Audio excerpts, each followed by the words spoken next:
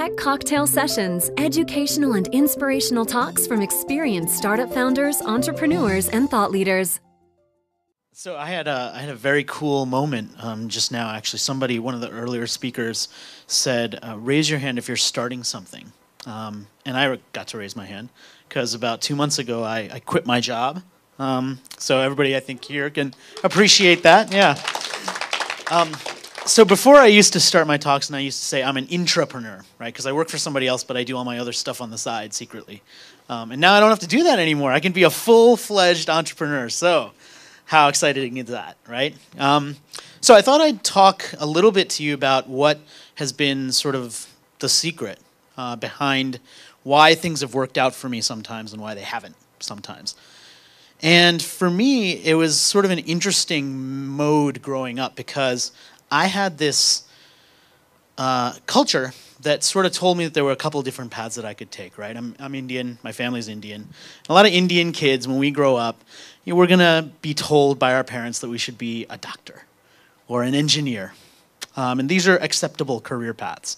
My vision for a career path that I thought I wanted to be was, when I graduated high school, I wanted to be a playwright, not an acceptable career path for Indian parents to hear about, because you can't support a family being a playwright, as we all know.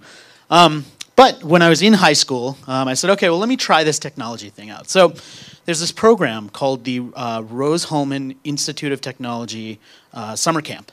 And my parents said, this looks like a really good thing. It's 3 weeks. You'll really enjoy it. And of course, I was in between 10th and 11th grade. I said, okay, I'll try it out. Why not, right? It's only 3 weeks. It's an all-boys summer camp, and it'll be an experience. And hey, at least I get to leave home, which for me, for the first time, was kind of cool, right?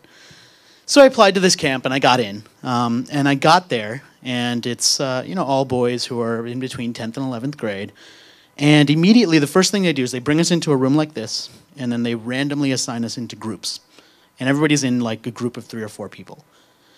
And so I get into my group, and each one of us is given a task, a challenge. So it's a science-based class, and they say, you need to create a solution to this challenge. We had to build some sort of water turbine thing, something.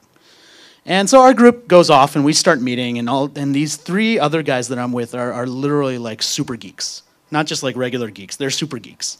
And they start talking in a super geek kind of language that I've never heard before.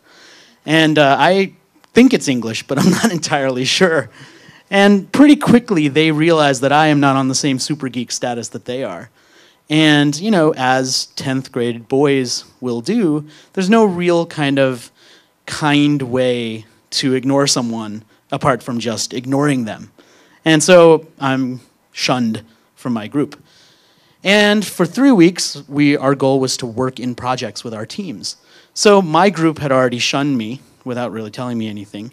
And so I had a lot of free time for these 3 weeks. And our group was not the only team of super geeks, right? All the other teams had super geeks too.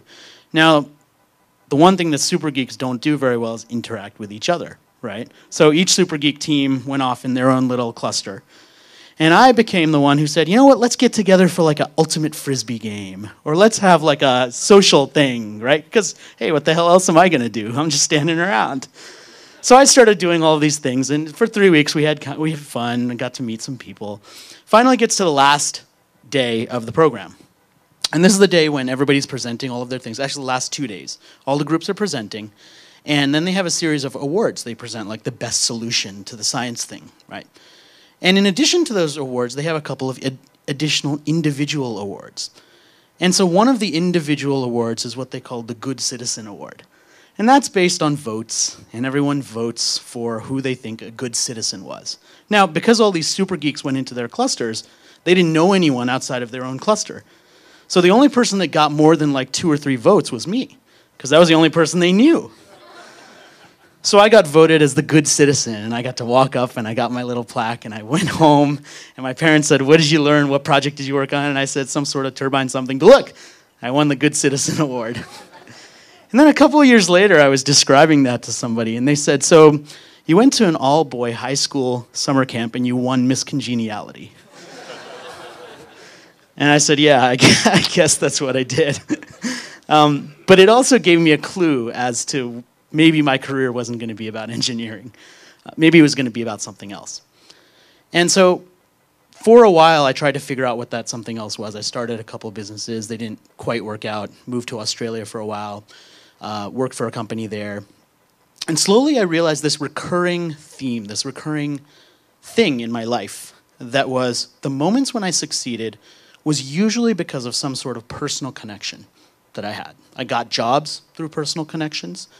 When I had a business that people would support and talk about, it happened because someone stood up and fought for me. It was a lot of what you were talking about in your story. You know, it was the personal connection that resulted in something positive happening, winning the pitch or not winning the pitch. And as that started to happen in my professional life, I also had this moment in 2004 when my first son was born. And we decided that we were going to take a trip to Australia because we wanted to, go on vacation. And in order to do that, of course, I had to get my son a passport. And in order to do that, I had to get the birth certificate. And we wanted to go very soon after he was born, so we didn't have the birth certificate yet. So the process in Washington, D.C. to get a birth certificate for a kid is that you can actually wait, or you can physically go to the birth certificate office and get it, right? Old school. So I'm like, all right, I'll just go to the office. So I go to this office, and it's kind of like this glorified closet, basically, where this one guy has this cubicle, even though he's the only guy in the office, in like this whole room. So imagine like a cubicle, but not next to any other cubicles. It's like a solo cubicle. I'm not sure why the guy would keep the walls up. Maybe he kind of likes to have some sort of, maybe it's like his fort, right? We all like forts. But basically in this guy's cubicle fort, he's got like stacks of manila folders. And they're in some sort of system because, I know that they're in a system because they sort of create like a stairway down to his computer. So if you can imagine, you can sort of see him kind of grabbing one and moving it to the next one, and it's just sort of, cascades down to his computer. And so I go there and I say, my son was born in such and such hospital and I'd like to get a thing. Actually, before I do that, there's another woman there. And she's clearly under like a lot of stress for some reason. I think if it's relatively soon after you're born and you have to do something that nobody wants to do, which is go to the office for a birth certificate thing, like the guy should probably take care of that because she's got a lot of other stuff going on. But this woman had to do it herself, and she was clearly not having her best day. So she was angry at him for stuff that wasn't his fault. And she was like, yelling at him because he couldn't get this. And the poor guy is like, he's in his solo cubicle fort, right? Like, he's not a people person. If you have a cubicle like that, you're not a people guy, right? So he's dealing with her, and he finishes. And then I get up, and it's my turn. And I go to the guy, and I start talking to him, and I'm just kind of, being a regular good dude, a nice dude. And he says, I don't know exactly where your paperwork is, but I'm going to help you out. So he takes from this special drawer that he's got, literally, special drawer, he's got the letterhead of the U.S. government unprinted on that he pulls out of this drawer and puts into his typewriter. 2004, he's got a typewriter. Click, clack, click, clack, click, clack, typewriter. And he puts it into the typewriter and he types out a birth certificate for my son and he stamps it. And he says, here you go. Birth certificate from the District of Columbia. I'm like, holy shit, this guy could fucking mint, birth certificates as a job. And he's standing there just giving me one. And I'm like, does this guy even know the power that he's got? Right? He is the U.S. government right there. That guy is the U.S. government. And he just did that for me. Why? Because I was nice to him. Because he could have done it for the other lady right in front of me. But he didn't. And the reason why I'm telling you that, even though it's not a business story, is because that moment, right? That moment when business gets done and someone goes that extra mile and helps you because they like you, that happens all the time. That's what Likeonomics is about. That's what business is about. That's what success is about. And I see that over and over, and you probably see it too. And so that's really what I wanted to write about. That's what I wanted to talk about. And I think for you guys, that's what I would love for you to take away from my talk, which is don't forget the importance of making that personal connection. Because everyone's got a long list of stuff to do. And if you can be at the top of their list, you will succeed. Thanks.